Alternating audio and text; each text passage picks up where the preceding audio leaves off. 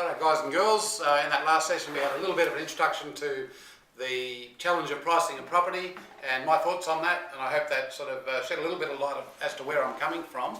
And from that point there, I just really want to go on and tell you about a system of pricing properties that I was one of the first agents, if not the first agent, to use in Western Australia way back in 1992. And that back then it was called price ranging. And it was pretty radical at the time, and a lot of people went, Geoff, you're on drugs using such a method. However, I held to it, and after a few initial challenges, it began to work for me. And what I want to do today is tell you why it worked and how it's evolved, the challenges over the years that we've used it, and why today I believe it's one of the best opportunities to get buyers to properties that is in existence in the marketplace. So let's go back to where we were.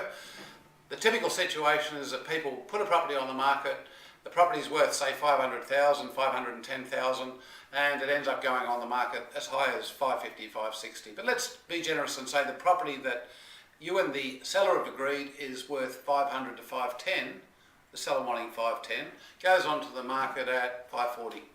So the problem with that is that if you've got a fixed price on a property, especially if it's in that situation, 8 or 10% over the top, there's very few buyers that are going to be attracted to it. And the ones that do come to look at the property are buyers that are more likely, taking into account what we said before about buyers usually looking low but eventually paying more. The buyers that come in at 540 are buyers that are probably going to buy a property at up to 600,000. And at least 580. So they're going to come in and look at that property, not like it, and go, well, no, we want to see something better. You're getting the wrong buyer pool into your house, into your listing, and that's not a healthy thing. Or worse still, you're getting no one into your listing. And the old thing is that a house that's attracting no viewings is a house that's overpriced. On the other hand, a house that's attracting a whole heap of viewings of people that aren't buying or buyers that aren't putting an offer in is also overpriced. There's no argument about that. So no viewings, overpriced.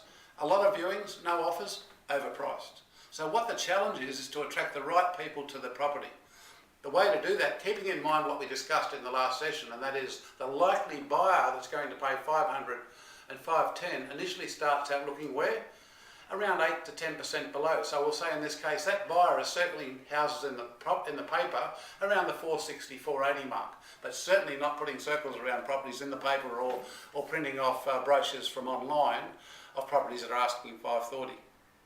So what we've got to do is bring that seller and that buyer together. Now this is really important. Pricing a property is not about selling it. People often say, if I price this property right, that price is going to bring me an offer. And that's not true. You can put whatever price you like on a property, but the problem with that is that if the people come to the house and don't like it, they're not going to buy it. So buyer feedback ranging is exactly what it says. It's an opportunity to put a property in a wide range to attract a wider market segment of the market to the property so they can give you some feedback as to what they think it's worth. Now initially the initial reaction is that everyone will offer the lower end of the range. Well, let me tell you, I've been using this method of selling for around 20 years, and that hasn't been my experience. So let's discuss some of the aspects of this system and how it works. Now, keeping in mind that if you put that fixed price on a property, and I hope you can see this screen because we have decided to do this on the spur of the moment, you can see there, if you just concentrate on the funnel, even if you can't read the words, that funnel is very narrow, isn't it? So if you put a fixed price on a property, my argument would be that you're only going to get the odd person through if you're lucky. And your level of inquiry is going to be a lot lower. So hopefully you've been able to see that. The whole intention of buyer feedback ranging is to widen the funnel so that you're getting a lot more inquiry. Now, keeping in mind that, let's concentrate on that property we're talking about that's worth, say, 500 to 510,000. We'll say that the seller has put that property on the market at 540, and hopefully not too many people out there watching this video will argue that that's not a typical situation. 500, 510 expectation, on the market at 540. So already we're up against it. We're overpriced and we're restricting our opportunities for people to actually come and look at the property. So the actual asking price isn't doing its job. It's not attracting inquiry. So what happens in that situation is the property's on the market for, say, let's say that we've got a gap here between the likely buyer, if you like, and the likely seller of around $80,000.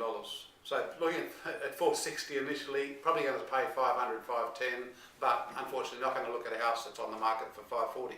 So what we've got to do is bring them together. So in a nutshell, what tends to happen is that over time that person who's asking a fixed price at 540 slowly comes down in price, sometimes taking weeks and weeks and weeks. Typically, on the market today, it's taking people 8 to 10 weeks to get to a point where they're attracting the right buyer. Now, meanwhile, the buyer that started looking at 460 slowly lifts their game to eventually they're up around the 490, 500, and they're saying, okay, now we're starting to see what we like. But unfortunately, it's not necessarily that house that's being reduced that they buy. They've often gone off and bought another property. Whereas, if they'd have seen this house in the first place, it may have been the house they buy.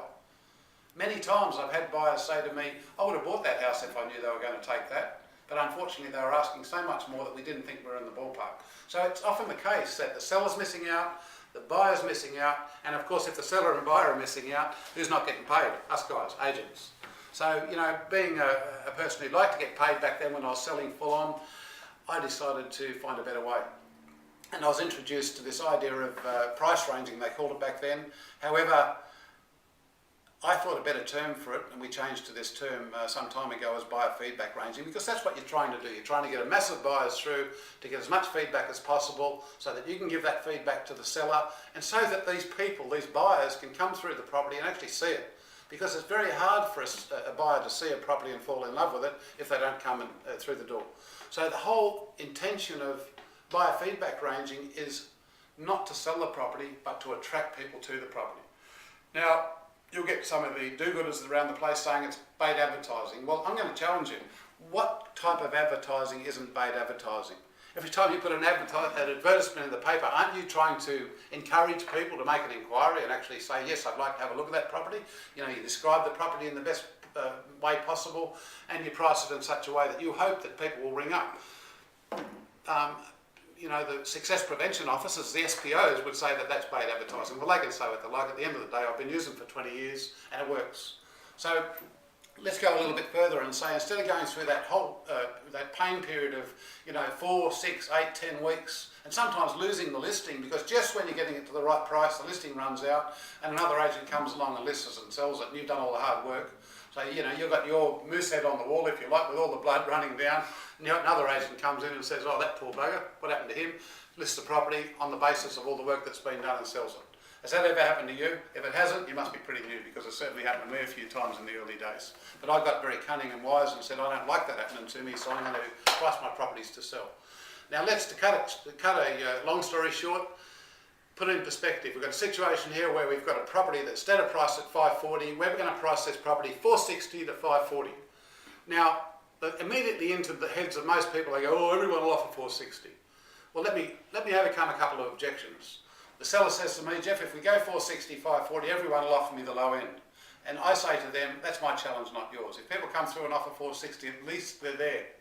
But if they fall in love with the property, and I say, look, we put it in this range of 460 to 540 for no other reason than to get feedback, but at this early stage, Mr. Buyer, we're not going to accept the low end of the range. We're going to wait for 4 to 8 weeks to get as much feedback as possible. And in that time, if somebody decides to make a reasonable offer, then we'll accept it. But we're not going to make a decision on what we actually think it's worth until we get a sufficient feedback. So how much do you like the property? Now, let me tell you from my experience, once somebody sees a property and falls in love with it, they're going to break your arm if you try and stop them from buying it. It's all a matter of price. They'll want to negotiate.